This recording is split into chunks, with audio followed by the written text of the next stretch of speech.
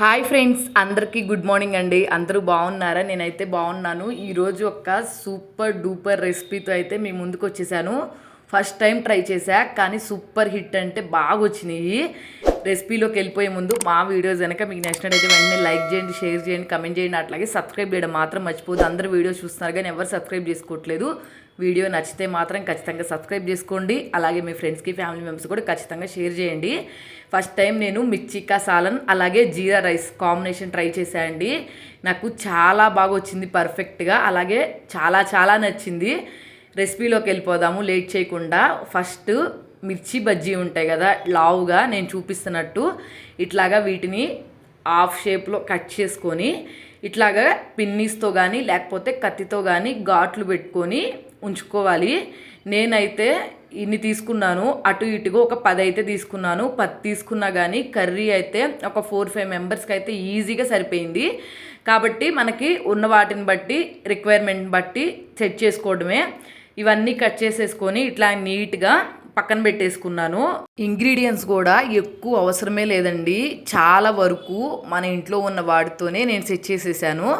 ఒకసారి మీరు కూడా ఇలా ట్రై చేయండి. ఇప్పుడు మిర్చిని కట్ చేసుకొని సపరేట్గా పక్కన పెట్టేసుకున్నాం కదా. నెక్స్ట్ ఒక గిన్నె తీసుకొని అందులోకి నిమ్మకాయ సైజ్ అంత చింతపండుని ముందే వాటర్లో నానబెట్టుకోండి. మనం ప్రాసెస్ చేస్తూ ఉన్నప్పుడు చింతపండు కూడా ఫాస్ట్గా నానిపోతుంది. నెక్స్ట్ ఒక బాండీ తీసుకొని ఇందులోకి 1 కప్పు పల్లీలు అయితే యాడ్ చేసుకుంటున్నాను. పల్లీలు యాడ్ చేసుకున్న తర్వాత ఎగ్జాక్ట్గా 1 టేబుల్ స్పూన్ ధనియాలు, అలాగే 1 కప్ ఎండు కొబ్బరి. మీ దగ్గర ఎండు కొబ్బరి పొడి ఉన్నా కూడా యాడ్ చేసుకోండి, పర్లేదు. కానీ అది లాస్ట్ యాడ్ చేసుకోండి, మాడిపోతుంది కాబట్టి. నేనైతే ముక్కలు కాబట్టి ముందే కొంచెం ఫ్రై అవుతాయని 1 కప్ అయితే యాడ్ చేసుకున్నాను.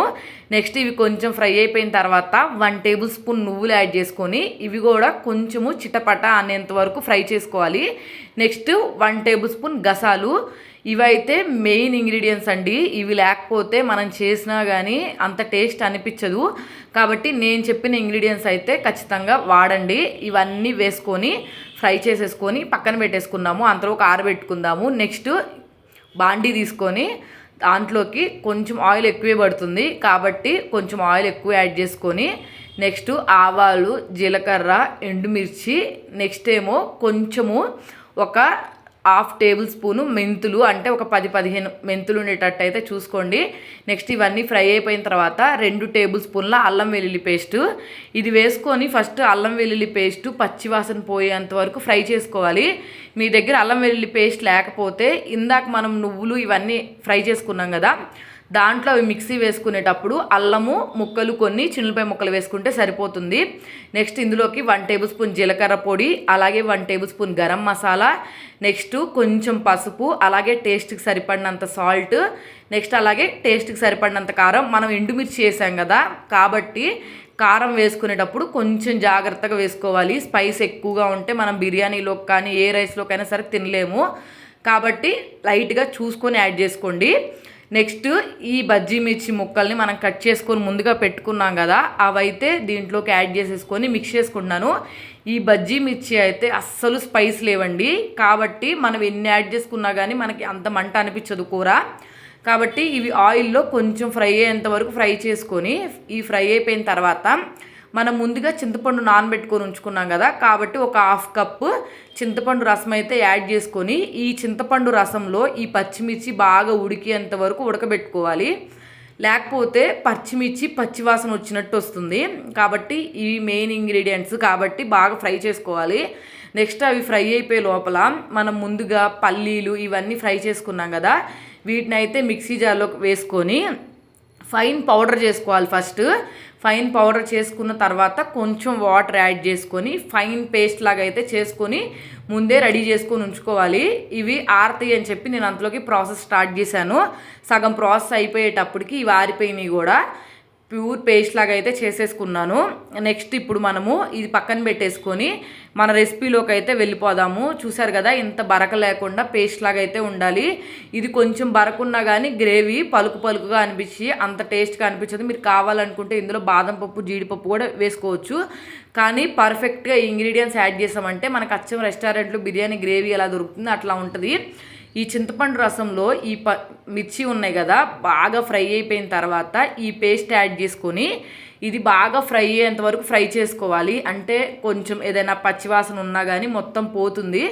కాబట్టి ఒక 4-5 సార్లు అటు ఇటు తిప్పుకొని ఇట్లాగా కుత అని ఉడికేంత వరకు అయితే ఉడకబెట్టుకోవాలి. నెక్స్ట్ ఇది ఉడికిపోయిన తర్వాత కొంచెం దీంట్లోకి మన రిక్వైర్మెంట్కి తగ్గట్టు వాటర్ అయితే యాడ్ చేసుకోవాలి. నేనైతే కొంచెం చిక్కగా ఉంటే మా ఇంట్లో తింటారు, కాబట్టి మీరు కావాలనుకుంటే ఇంకొంచెం నీళ్లు వేసుకొని దీన్ని జారుడుగా అయితే చేసేసుకోవచ్చు. నేనైతే చూసి మా రిక్వైర్మెంట్కి తగ్గట్టు వాటర్ వేసుకొని దీన్నైతే ఒక 10 మినిట్స్ అయితే లిడ్ పెట్టుకేసుకొని బాగా ఉడకబెట్టుకున్నాను. ఇది ఉడికే ముందు ఒక 2 రెబ్బల కరివేపాకు అయితే వేసుకున్నాను. ఇంక దీంట్లో కొత్తిమీర ఇవన్నీ ఏం యాడ్ చేయాల్సిన అవసరం లేదు. మెయిన్ ఇంగ్రీడియంట్ కరివేపాకు యాడ్ చేస్తే సరిపోతుంది. ఇది బాగా ఉడికేంత వరకు ఉడకబెట్టుకోవాలి. కొంచెం అడుగు మారుతూ ఉంటుంది కాబట్టి మధ్యలో తిప్పుకోవాలి. కొంచెం వాటర్ అయితే యాడ్ చేసుకుంటున్నాను, మరీ చిక్కగా ఉంది అని చెప్పి. ఇదైతే పక్కన పొయ్యి మీద పెట్టేసుకొని బాగా ఉడకబెట్టేసుకోవాలి, లిడ్ పెట్టేసుకొని. నెక్స్ట్ దీంట్లోకి సూపర్ కాంబినేషన్ ఉంటుంది జీరా రైస్. నేను ఫస్ట్ టైం ట్రై చేశాను. అసలు జీరా రైస్ అంటే ఏంటి అని కూడా నాకు తెలీదు, కానీ దీనికోసం ట్రై చేశాను. చాలా చాలా చాలా బాగా వచ్చింది. నాకు భలే నచ్చింది. ముందు రైస్ చేసుకోవటానికి బాస్మతి రైస్ అయితే 3 గ్లాసెస్ అయితే పెట్టుకున్నాను. 3 గ్లాసెస్ పోసుకొని నీట్గా వాష్ చేసేసుకొని మళ్ళీ వాటర్ పోసుకొని వీటిని ఒక 1/2 అవర్ అయినా నానబెట్టుకోవాలి. మీరు మిర్చికా సాలన్ చేసే ముందే ఇది నానబెట్టుకున్నారనుకోండి, మనకి రైస్ వండే టయానికి పర్ఫెక్ట్గా నానిపోతాయి. ఇప్పుడైతే వాటర్ తీసేసి మళ్ళీ ఫ్రెష్గా వాటర్ పోసి దీన్నైతే ఒక 1/2 అవర్ అయితే పక్కన పెట్టేసుకున్నాను. 1/2 అవర్ నానటం వల్ల రైస్ చాలా తొందరగా ఉడుకుతుంది. ఈ రైస్ అయితే చాలా ఈజీ రైస్, బాగుంటుంది కూడా టేస్ట్. ట్రై చేయండి. ఫస్ట్ ఒక గిన్నె పెట్టుకొని అందులోకి కొంచెం ఆయిల్ యాడ్ చేసుకొని బిర్యానీ ఆకు, అలాగే 2 పలుకులు చెక్క, అలాగే యాలుక్కాయలు. నేను యాలుక్కాయలు పైన పొట్టు ఉంటుంది కదా, అదైతే వేసుకున్నాను.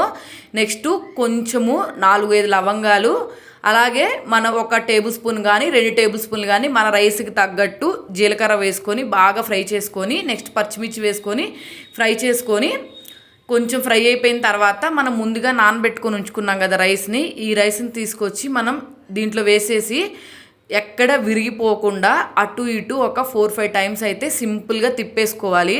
మనం ఎక్కువగా తిప్పామనుకోండి రైస్ బ్రేక్ అయిపోతుంది, ఉంటుంది కాబట్టి ఎక్కువ. అందుకని చెప్పి నేను 3 గ్లాసెస్ రైస్కి 5 గ్లాసెస్ వాటర్ అయితే పోసుకున్నాను. నార్మల్ రైస్తో కూడా చేసుకోవచ్చు, కానీ బాస్మతి రైస్తో చేస్తే కొంచెం టేస్ట్ బాగుంటుందని చెప్పి నేనైతే బాస్మతి రైస్తో చేశాను. మనము చెప్పాం కదా 3 గ్లాసెస్ అయితే తీసుకున్నాం కదా, 5 గ్లాసెస్ వాటర్ అయితే పోసేసుకొని కొంచెం టేస్ట్కి సరిపడినంత సాల్ట్ వేసుకొని నెక్స్ట్ కొంచెం కరివేపాకు యాడ్ చేసుకుంటున్నాను. దీంట్లో పుదీనాకు, కొత్తిమీర అవన్నీ ఏం వేయాల్సిన అవసరం లేదు. మెయిన్ కరివేపాకు వేస్తే చాలు, మంచి స్మెల్ వస్తుంది. కరివేపాకు వేసుకొని ఇది లిడ్ పెట్టేసుకొని మనం నార్మల్గా రైస్ ఎలా ఉడికించుకుంటామో, అంటే బగారా రైస్ ఇట్లా అంటారు కదా, ఆ రైస్ ఎలా ఉడికించుకుంటామో అట్లాగా నార్మల్గా రైస్ ఉడికించుకుంటే వేడిగా జీరా రైస్ అయితే రెడీ అయిపోతుంది. ట్రస్ట్ మీ, అసలు టేస్ట్ ఎంత బాగుందో మాటల్లో చెప్పలేను. ముందు ఈ రైస్లో మిర్చికా సాలన్ బాగా తిక్కుగా కలుపుకొని తింటుంటే అచ్చం బిర్యానీ తిన్నట్టే ఉంది. మెయిన్ ఎవరైనా చికెన్ బిర్యానీ అంటే నాన్ వెజ్ తిన్న వాళ్ళు ఎవరైనా ఉంటే వాళ్ళ కోసం చేయండి ఈ రెసిపీ.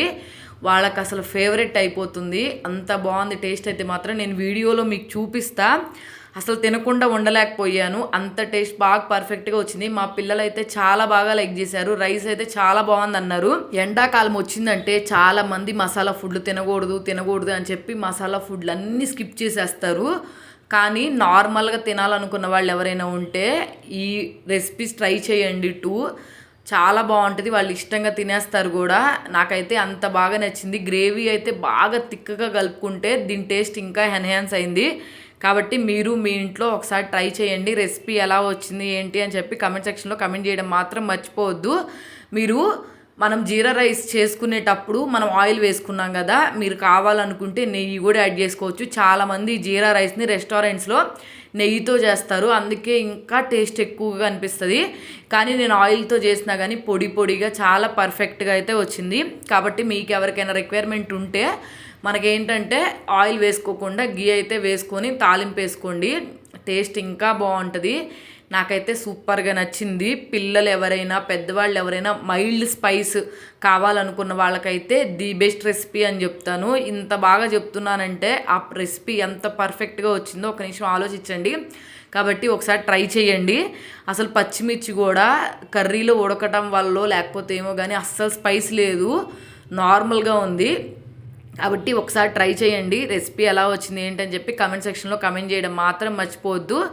మెయిన్గా పిల్లల కోసం ఒకసారి ట్రై చేయండి. ఇంట్లో రెగ్యులర్గా చేసే బిర్యానీ ఇట్లాంటివి కాకుండా, స్పైసెస్ ఎక్కువగా ఉన్నవి కాకుండా నార్మల్గా ఉన్నవి కూడా ట్రై చేస్తే పిల్లలు చాలా ఇష్టంగా తింటారు కదా. కాబట్టి ఒకసారి ట్రై చేయండి.